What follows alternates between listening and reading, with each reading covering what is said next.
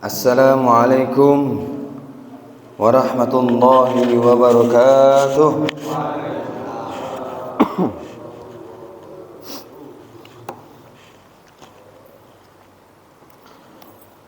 Alhamdulillah, alhamdulillahilladzi jaa bil haqqil mubin wa arsaltahu rahmatan lil alamin. Alhamdulillah, alhamdulillahilladzi ala kulli ni'mah. Allahumma salli ala sayyidina Muhammadin wa sallim ala sayyidina Muhammad wa ala alihi.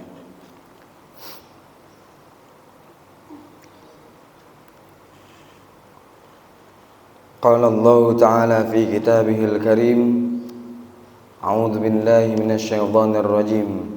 Bismillahirrahmanirrahim. Alastu birabbikum qalu bala syahidna. Apa kabar bapak-bapak, ibu-ibu? Jelas tak bu suaranya?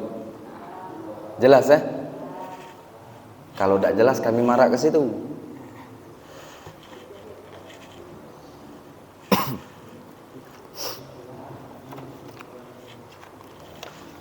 Alhamdulillah, kita berjumpa lagi di waktu yang sama, waktu yang insya Allah jadikan waktu itu, siapapun yang bangun, siapapun yang berdiri, siapapun yang duduk, Allah jadikan dunia dan seisinya ini tidak berharga baginya. Sesuai dengan hadis Nabi, barang siapa yang sholat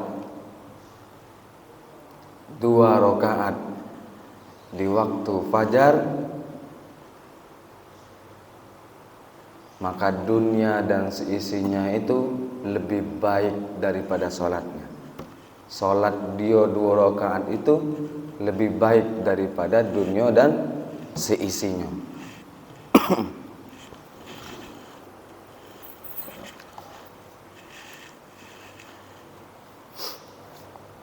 Ngapo? Nabi juga ngasih tahu, dunia itu ad-dunya mal'un. Dunia itu terlaknat. Apa maksudnya terlaknat? Barang siapa yang hubbud dunya, maka sirnalah, apapun yang ia lakukan nilainya sia-sia.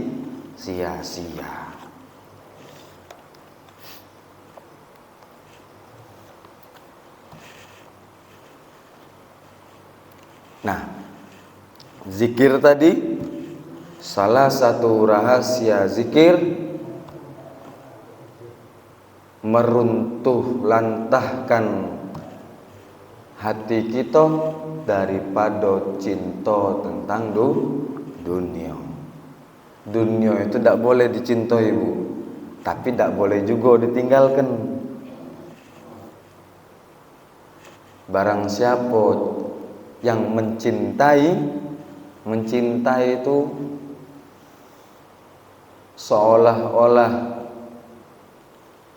antara dirinya dengan yang dicintai itu tidak mau berjauhan. Nah, itu cinta.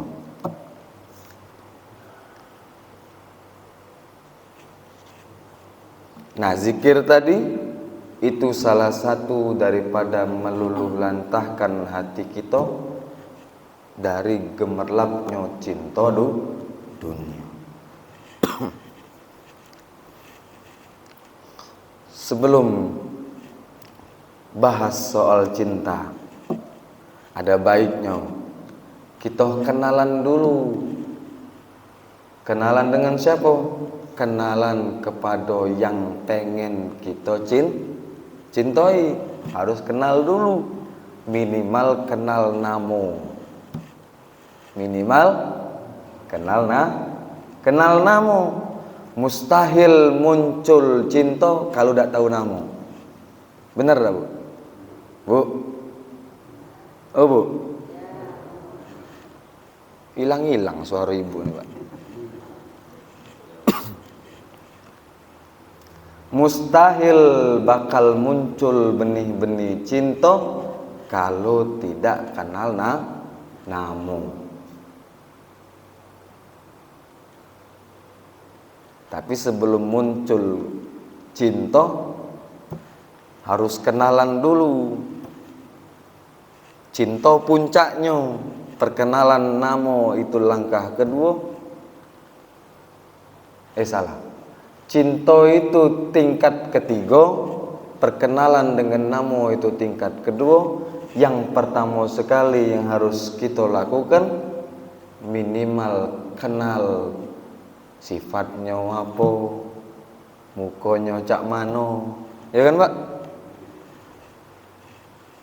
Ingat zaman dulu kan, belum kenal namanya tapi sudah tahu dengan parasnya. Setelah muncul aku seneng, aku suka, baru berusaha cari tahu siapa namanya. Setelah tahu namanya, barulah ingat. Nah, apa kaitannya? Cak mano biar kita bisa menumbuhkan rasa cinta di saat kita sedang melaksanakan ibadah. Salah satu ibadah yang harus muncul rasa, minimal rasa kenal, puncaknya rasa cinta, itu ialah sholat. Sholat itu kalau mindsetnya di otak masih ada kata-kata perintah, berarti dia sholat hanya sebatas perintah. Barang siapa yang ada di mindsetnya, ada di pikirannya, dia melaksanakan sholat itu karena diperintah, berarti sholatnya hanya sebatas diperintah. Kalau tidak diperintah, tidak sholat. Padahal sholat itu adalah tempat di mana orang-orang yang beriman itu bersandar gurau. Bersandar gurau dengan siapa? Bersandar gurau, bertutur kata, berkalam-kalam, bersaut-sautan kepada Allah Sang Maha Pencipta. Makanya ada hadis Nabi, kalau Nabi Isra Mi'rajnya, badannya, sendalnya, bajunya naik menghadap kepada Allah, maka mi'rajnya umat Nabi Muhammad di saat dia melaksanakan sholat. Bu, oh Bu, galak masuk surga, Bu? Galak? Nolak tak kalau disuruh masuk surga? Nolak tak? Tidak. Pengen masuk surga ya? Masuk neraka? Tidak galak?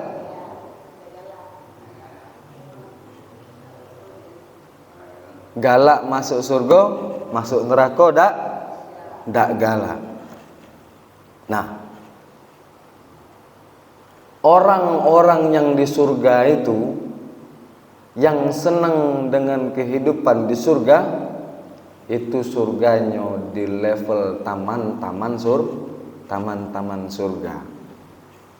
Tapi kalau level penghuni surga yang lain naik setingkat, dia bukan cinta kepada, dia bukan rindu kepada kenikmatan yang ada di surga, tetapi dia rindu kenikmatan di saat Allah jadikan mereka bisa berjumpa. Berjumpa dengan siapa? Berjumpa dengan Allah. Itu surganya para syuhada wassolihin.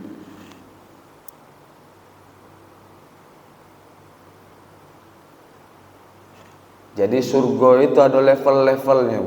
Nah sekarang kita masih di dunia, tapi sekarang kita sudah dijadikan sebagaimana info yang dulu pernah disampaikan oleh baginda Rasulullah.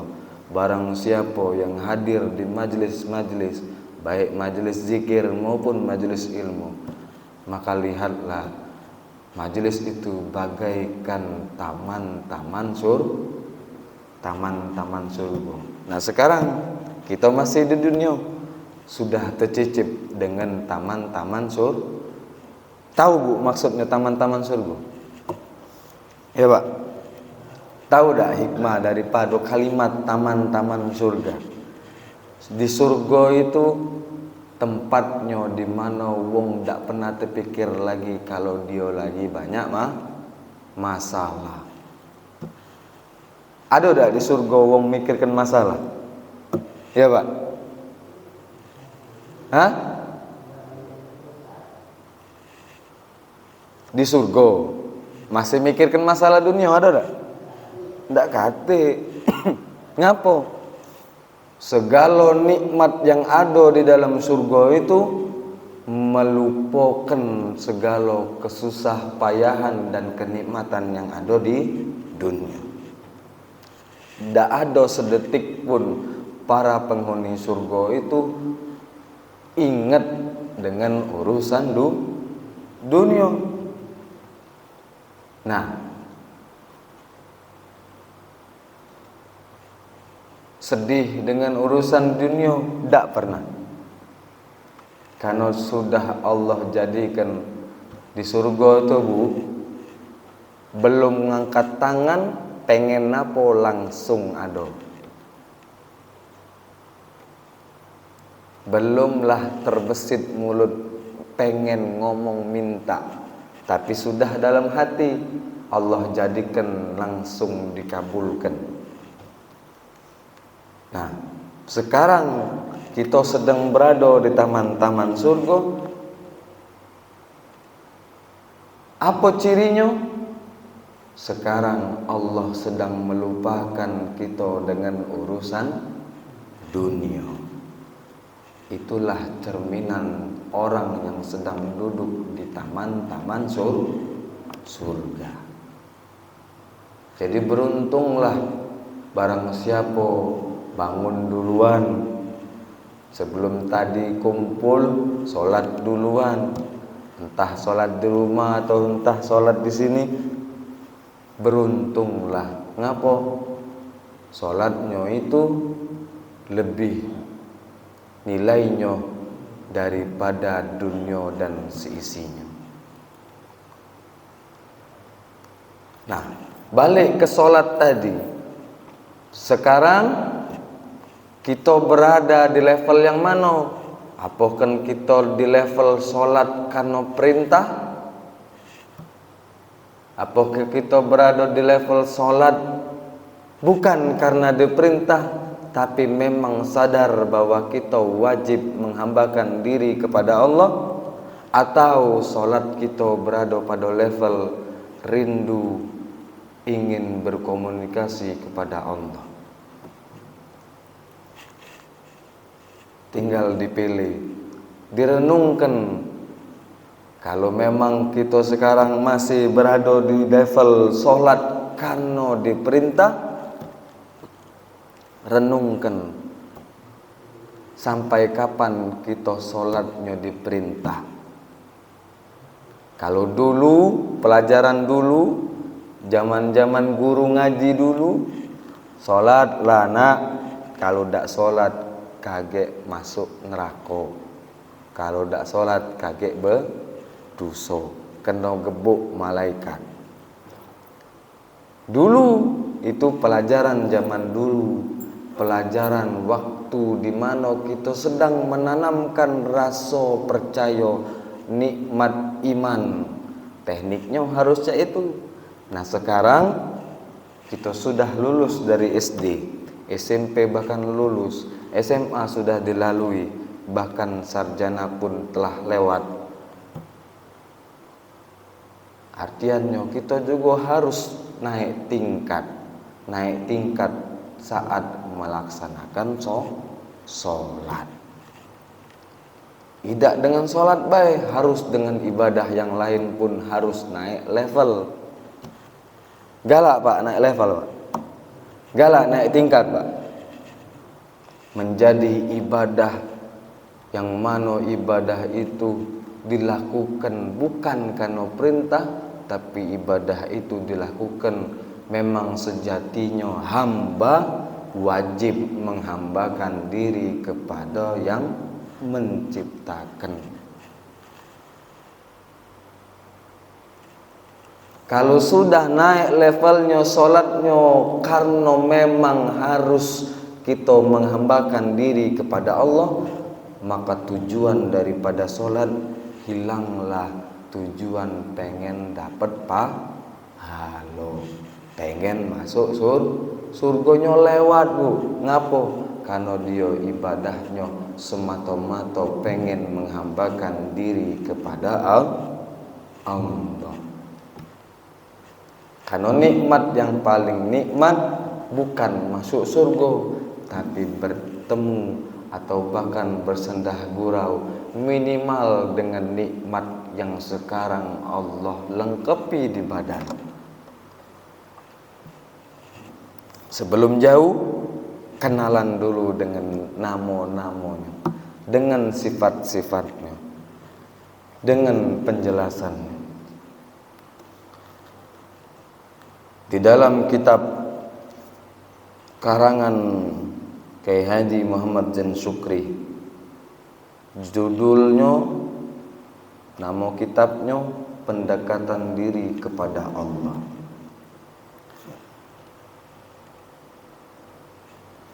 Sebelum kita baca kitab ini, ada baiknya kita kirimkan Al-Fatihah untuk diri kita sendiri, guru-guru kita terdahulu, wong tua kita, saudara-saudara kita, dan kepada para pengarang, kepada pengarang kitab ini, Kyai Haji Muhammad Zain Syukri. Mudah-mudahan hidayah yang dulu Allah turunkan kepada kekasih-kekasihnya, Allah turunkan juga kepada kita. Amin. Amin ya rabbal alamin. Al-Fatihah ila haratin Nabi Muhammadin sallallahu alaihi wasallam wa ala alihi wa azwajihi wa zurriyyatihi wa khususan bil khusus. Jannah umul al-Fatihah. A'udzu billahi minasyaitonir rajim. Bismillahirrahmanirrahim. Alhamdulillahi rabbil alamin. Ar-Rahmanir Rahim. Maliki yaumiddin. Iyyaka na'budu wa iyyaka nasta'in. Ihdinas siratal mustaqim. Siratal ladzina an'amta 'alaihim ghairil maghdubi 'alaihim waladdallin. Amin. Sampai jam berapa gitu, Pak?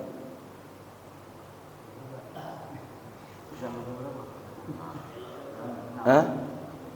Sampai jam 6 tepat.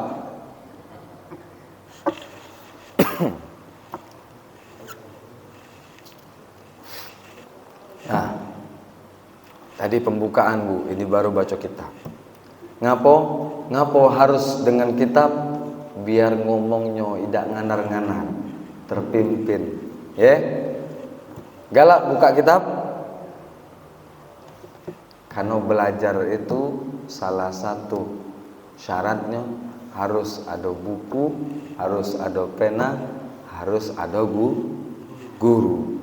Nah, mudah-mudahan dengan kita melengkapi syarat itu, mudah-mudahan Allah mudahkan hati kita menerima. Amin. Amin ya rabbal alamin. Masuk pada bab mengenal sifat-sifat Allah. Hai orang-orang yang beriman, jikalau engkau ingin beribadah atau melakukan suatu amal ibadah yang engkau peruntukkan karena Allah Ta'ala, maka wajib bagi dirimu untuk mengenal terlebih dahulu sifat-sifat Allah dan penjelasannya.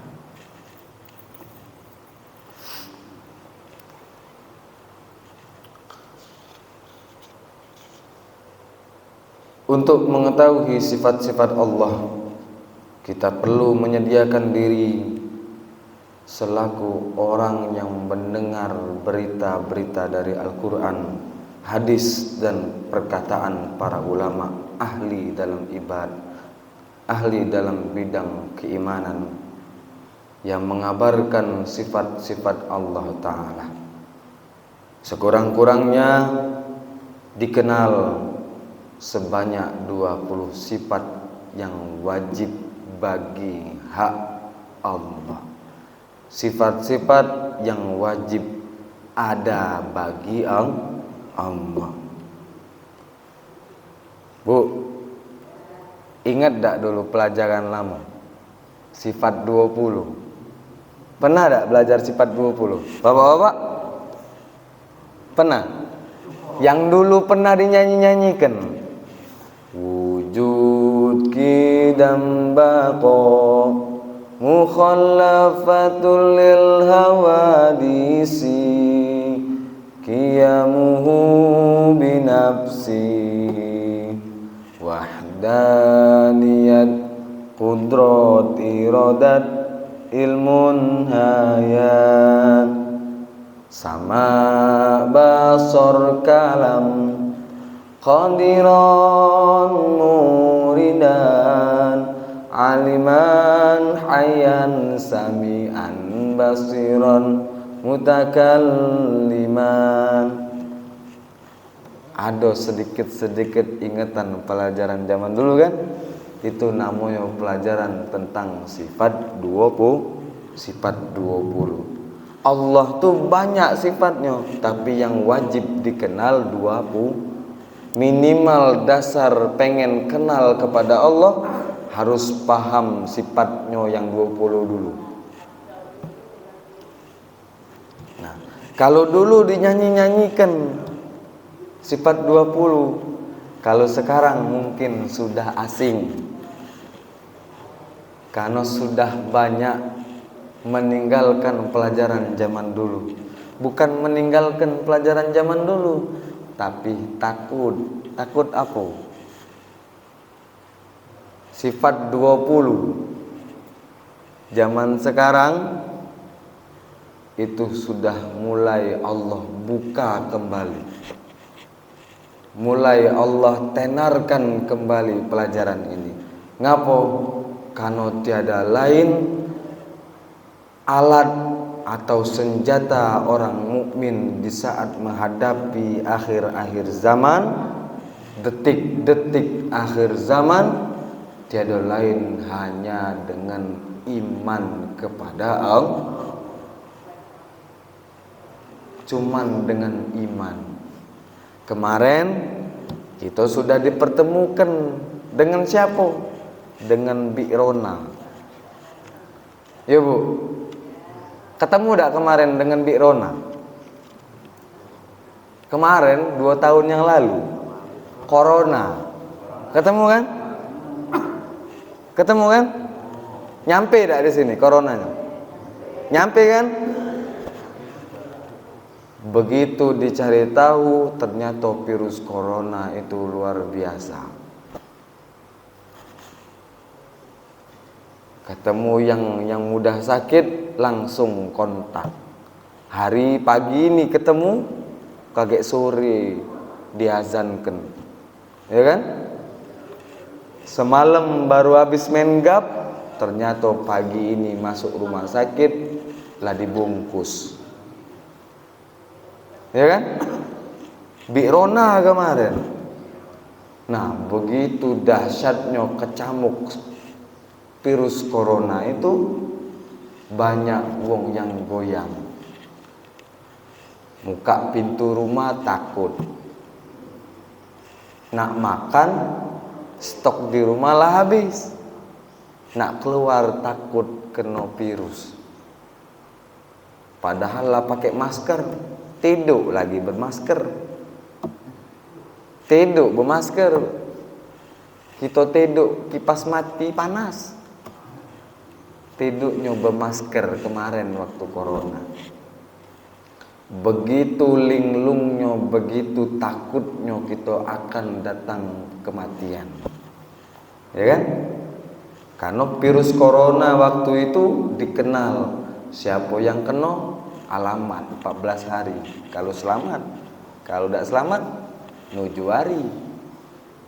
Ya kan? Begitu banyak sudah corona.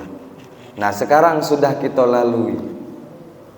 Alhamdulillah Allah selamatkan Palembang ini, walaupun cuma sebagian.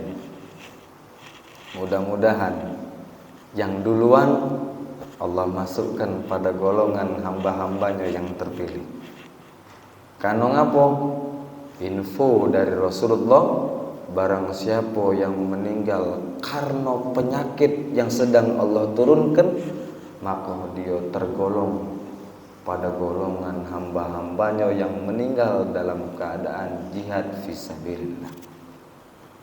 Mudah-mudahan mereka yang sudah ngeduluin kita masuk pada golongan musyahadah. Kita sedang mempersiapkan diri untuk bermusyahadah sebelum mati. Bu, sekarang kami tawarkan, pengen syahid sebelum mati apa nak syahid setelah mati? Tahu syahid, Bu? Tahu syahid? Wong syahid itu begitu meninggal masuk kuburan tidak lagi ditanya. Langsung Allah jadikan dia bagaikan tidur. Kaget waktu kiamat dibangkitkan, seolah-olah dia baru bangun dari tidur, tidak lagi melok hari penghisapan, langsung Allah hantarkan bighairil hisab. Nah, itu wong-wong yang syahid. Nah, sekarang kami tawarkan, pengen syahid setelah mati apa pengen syahid sebelum mati? Hah? Sebelum, Pak ya? Tapi sebelum pengen menjadi orang yang syahid, harus bermusyahadah dulu. Apa musyahadah? Musyahadah itu penyaksian, pengsaksian. Kalau syahid, pelakunya orang yang setelah menjalankan pensaksian kepada Allah, namanya syahid. Kalau musyahadah, orang yang sedang bersaksi kepada nikmat Allah, kepada sifat-sifat Allah. Syahid bahasa Arab artinya pelaku, orang yang telah menjalankan pensaksian. Musyahadah, orang yang sedang menjalankan pensaksian.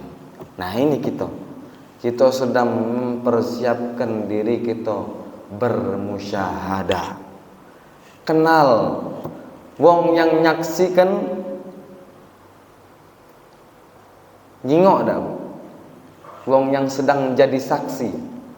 Bapak-bapak jadi saksi waktu nikah, jingok apa tidak? Hadir dak di situ? Mendengar dak? Nah, itu namanya saksi. Kalau pengsaksian, dia melihat, matanya melihat, sedang dapat melihat karena sedang Allah lengkapi dengan nikmat melihat punya Allah. Namun sedang Allah aturkan, sedang Allah lengkapi nikmat itu di mata, barulah dia bisa melihat. Itu wong yang sedang bermusyahadah. Ngerti Pak? Bu, paham enggak? Orang musyahadah itu orang yang sedang melakukan pengsaksian, Allah yang sedang menjalankan bukti melakukan 2 kalimat syahadat.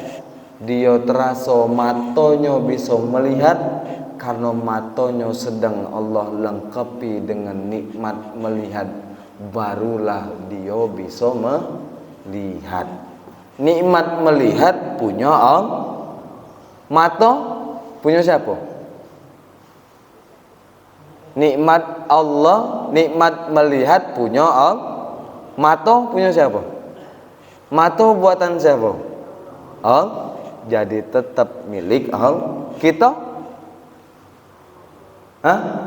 Kita punya apa? Badan buatan Allah. Nikmat yang ada di badan punya Allah. Kita tidak punya apa-apa. Karena sesuai dengan sifatnya. Apa sifat Allah? Yang pertama, namanya sifat wujud. Apa arti wujud? Wujud itu artinya ada. Allah bersifat wujud. Allah itu bersifat ada. Selain Allah, kalau Allah maujud, berarti Allah wujud, berarti makhluknya ghairul maujud. Kalau Allah sang pencipta sifatnya ada, berarti makhluknya, buatannya bersifat tidak ada. Apa maksudnya Pak Ustaz? Allah ada bukan karena dicipta, tapi Allah ada sebelum yang lain dicipta. Bahkan waktu sebelum adanya penciptaan, Allah sudah ada. Itu Allah. Bahkan sebelum kalimat ada itu ada, Allah sudah ada.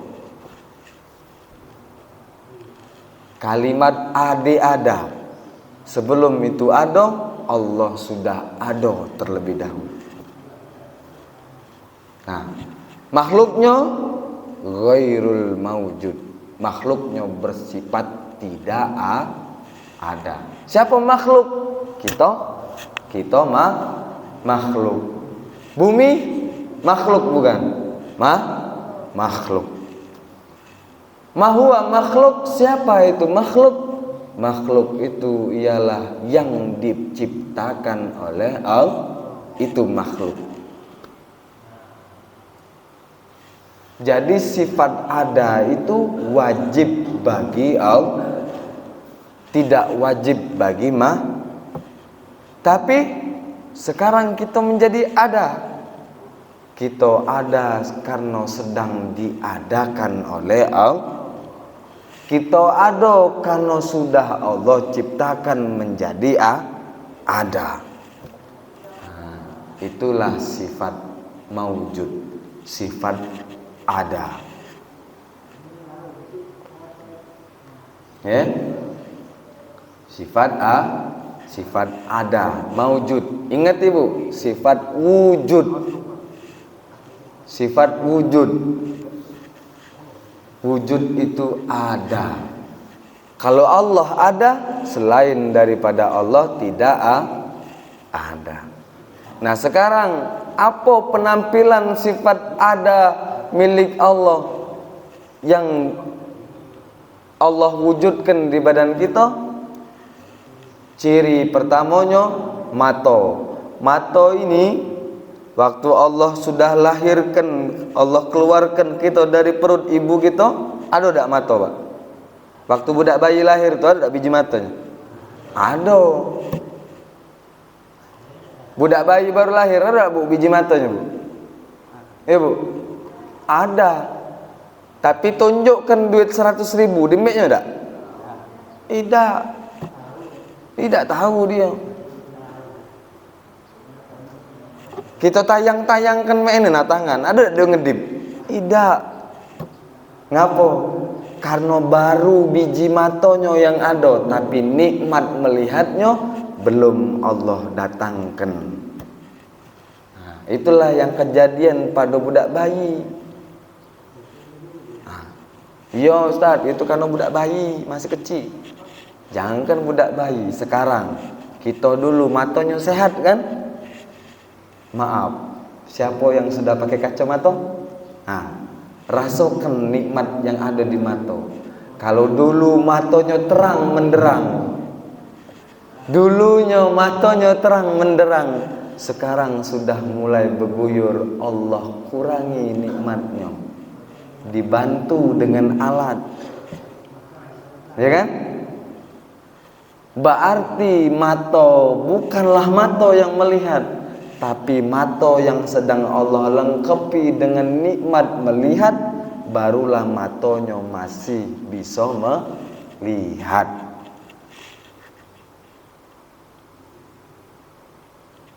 Bu, pernah ketemu wong punya biji mata tapi dak pacak nyingok? Pernah?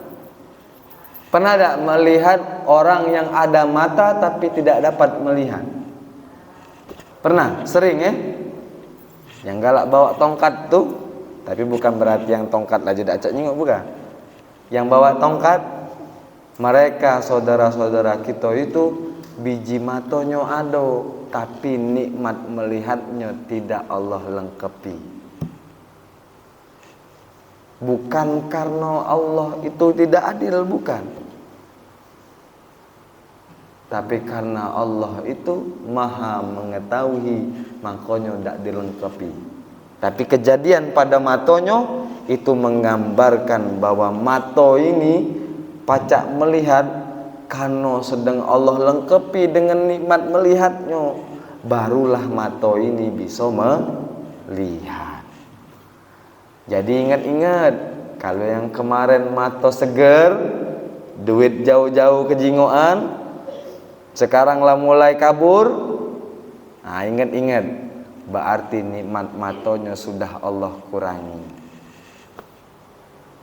Allah kurangi bukan karena Allah kejam, tapi Allah sedang memperingati kepada kita.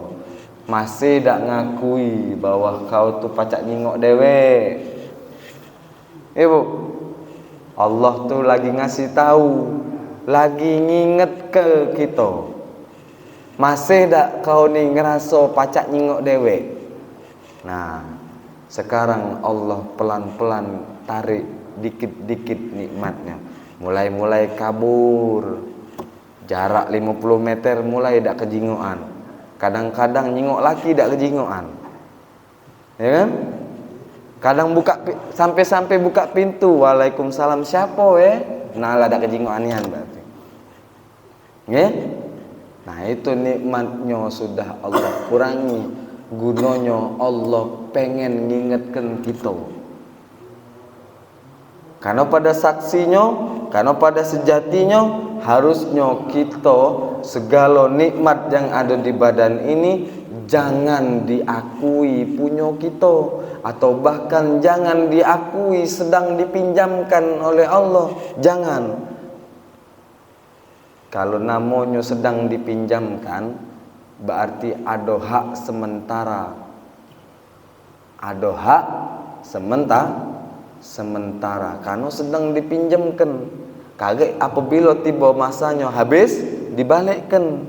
Itu namanya pinjam, punya hak sementara. Nah, yang punya hak sementara inilah yang menjadi masalah. Padahal ada waktunya kage Allah jadikan dia dak katik nikmat sama sekali. Allah cabut nikmat seluruhnya. Maka bertugaslah tukang beduk masjid mengumumkan duk duk duk duk duk, inna lillahi wa inna ilaihi raji'un. Nah, sekarang harus kita nikmati dulu nikmat yang sedang Allah lengkapi sekarang. Nikmatinya cak mano? Tadi waktu sholat harusnya langsung dirasakan. Di saat kita ngangkat takbir, Allahu Akbar, itu harusnya jalan. Jalan apa yang dijalankan? Merasakan bahwa tangan ini, badan ini bisa melaksanakan sholat karena sedang Allah lengkapi dengan nikmatnya berupa nikmat sehat, barulah kita bisa sholat. Kita pun bisa melaksanakan sholat karena sedang Allah bangunkan badan kita baru kita bisa sholat. Nah ini yang semestinya sholat yang sebenar-benar sholat. Makna sholat yang sebenarnya itu dia sholat karena sedang Allah izinkan untuk sholat. Dia sholat karena sedang Allah lengkapi dengan nikmatnya baru dia bisa sholat. Makanya sesuai dengan niat yang kita baca. Niat yang kita baca itu sebenarnya sudah sesuai. Apa ujung kalimat niat kita? Lillahi ta'ala.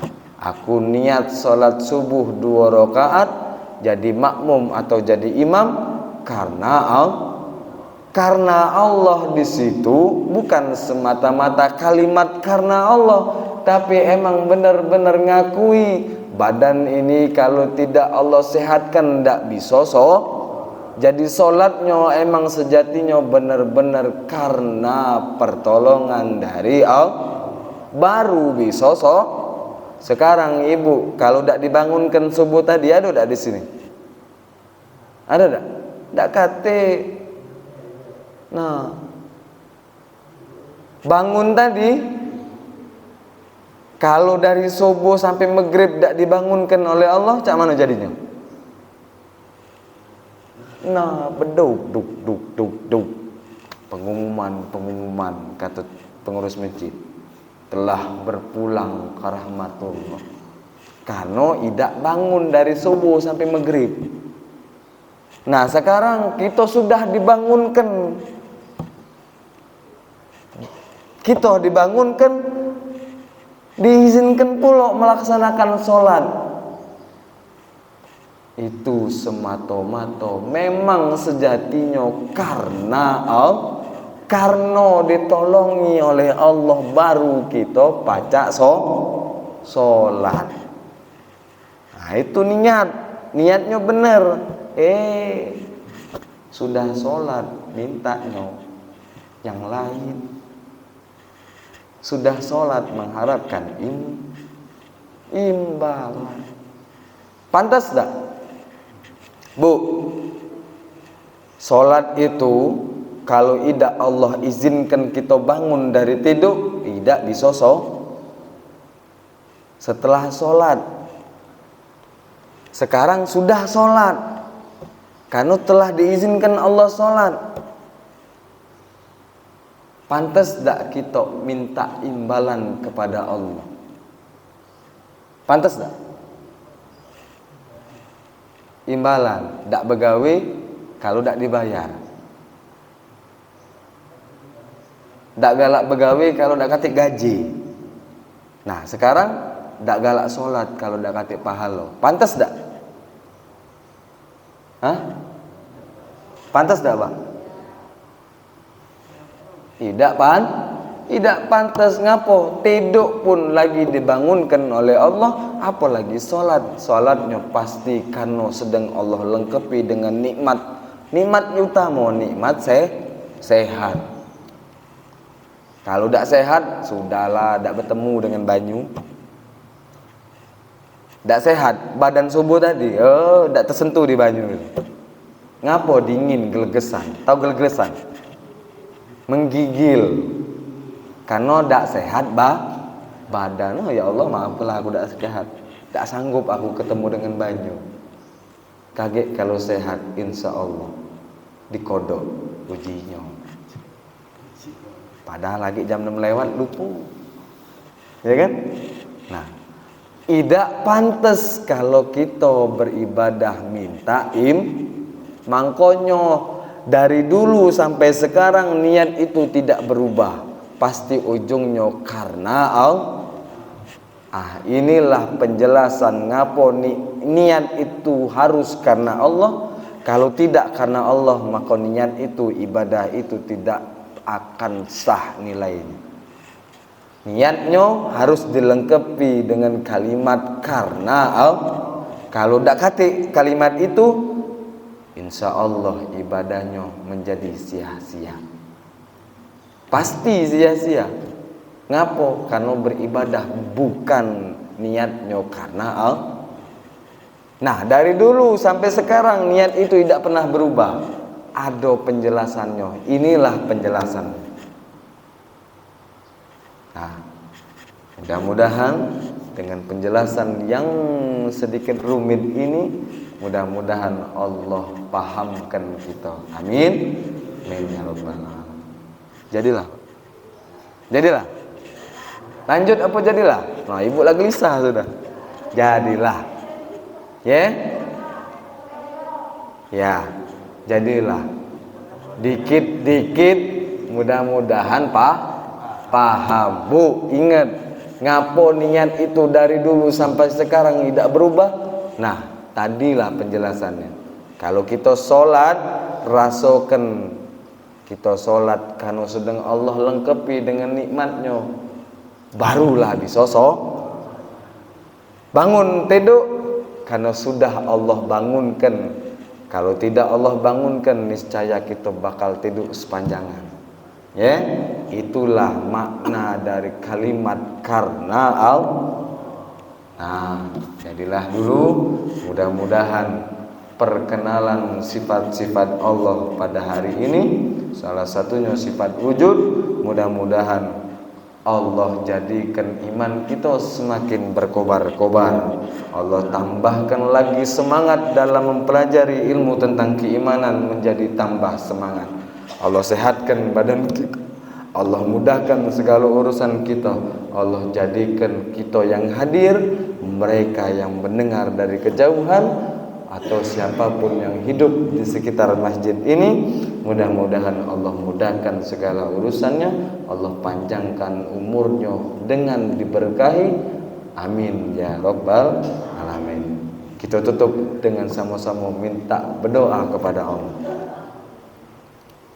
A'udzubillahi minasyaitonirrajim. Bismillahirrahmanirrahim. Alhamdulillahirabbil alamin. Allahumma adina hidayatal muhtadin, Allahumma adina hidayatal muttaqin, Allahumma adina hidayatas sabirin, Allahumma adina hidayatal mustaghfirin wa taibin bi rahmatika ya arhamar rahimin. Ya Allah, datangkanlah hidayahmu kepada kami sebagaimana Engkau telah mendatangkan hidayahmu kepada mereka yang telah mendapatkan hidayah. Ya Allah, hidayahkan hidayahmu kepada kami, datangkanlah hidayahmu kepada kami sebagaimana Engkau telah datangkan hidayah kepada mereka orang-orang yang bertakwa kepadamu. Ya Allah, ya Allah, datangkanlah hidayahmu kepada kami sebagaimana Engkau telah mendatangkan hidayahmu kepada mereka orang-orang yang pandai bertaubat kepadamu. Ya Allah, Rabbana zalamna anfusana wa illam taghfir lana wa tarhamna lanakunanna minal khasirin. Subhanaka rabbika rabbil izzati amma yasifun wa salamun alal mursalin walhamdulillahi rabbil alamin. Apabila ada kata-kata yang salah, kami mohon maaf. Kepada Allah kami mohon ampun. Wabillahi taufiq wal hidayah. Wassalamualaikum warahmatullahi wabarakatuh. Ya, Pak.